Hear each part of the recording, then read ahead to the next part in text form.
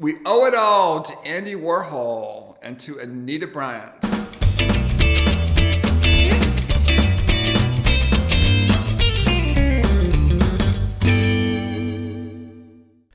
Hello and welcome to the Tour Project.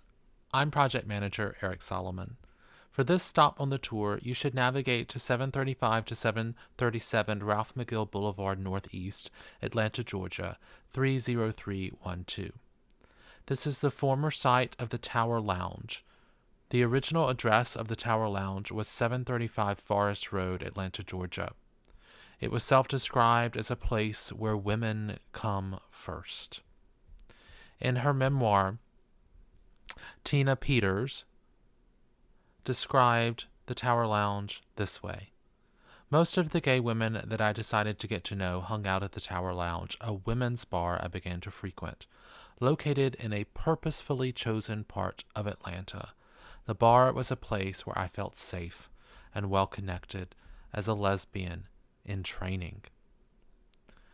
For this stop on the tour, we'll hear from Dave Hayward, and we'll also hear from Maria Elena Dolan and Lorraine Fontana.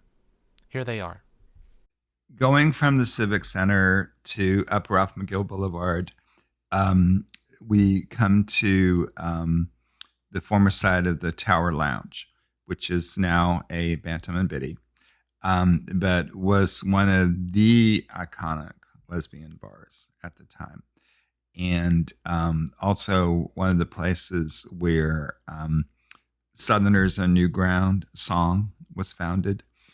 And as I recall, Pat Hussein, who was one of the leaders of Olympic Side of Cobb in 1996, was a frequent attendee at the Tower Lounge. And a lot of the bars at the time were pretty much apolitical. But the Tower was always a place that was very welcoming to all of us, especially to women, to people of color, and let us have fundraisers there and events and gatherings and things like that to help us mobilize for our rights. And here's how Maria Elena Dolan remembers the Tower Lounge. Well, Tower is your basic dyke dungeon, we used to call. You know, you go in, it's dark, there are some booths, and then there's a dance floor. Well, the bar connects. Okay, the actual bar itself goes from the booths past the dance floor and ends where there are tables. And, you know, that's where you go when you want that kind of stuff. There were regulars. They were a family, like, and it went through several iterations. And here's Lorraine Fontana's memories of the evolution of the Tower Lounge. The Tower Lounge on what was then called Forest Avenue, and renamed later Ralph McGill Boulevard. By the way, it was renamed because Forest, the name was after Bedford Nathan Forrest, one of the founders of the KKK. It needed to have a change in name.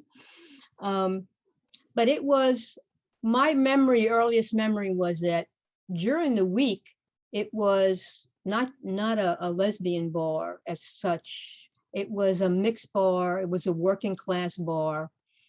So there were all kinds of people and men and other women that came in there. And it was on the weekends that it started becoming, this is the time for lesbians. And it eventually, I'm not sure the time frame on this, became a lesbian bar owned by two women, lesbian women.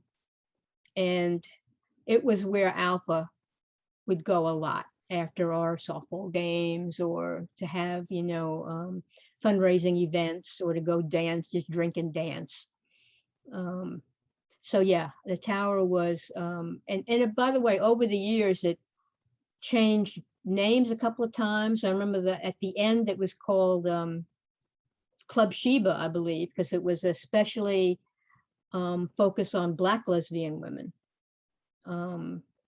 It was never an only this or only that bar, but the focus had become opening up for Black lesbians. And I'm afraid I don't have a lot more details about that, but that was the earliest bar that I remember Alpha Women going to before, Ms. Garbo's and the Lounge and the Sports Page and all the ones that were lesbian bars later on. Thank you for joining us on this stop of the Tour Project.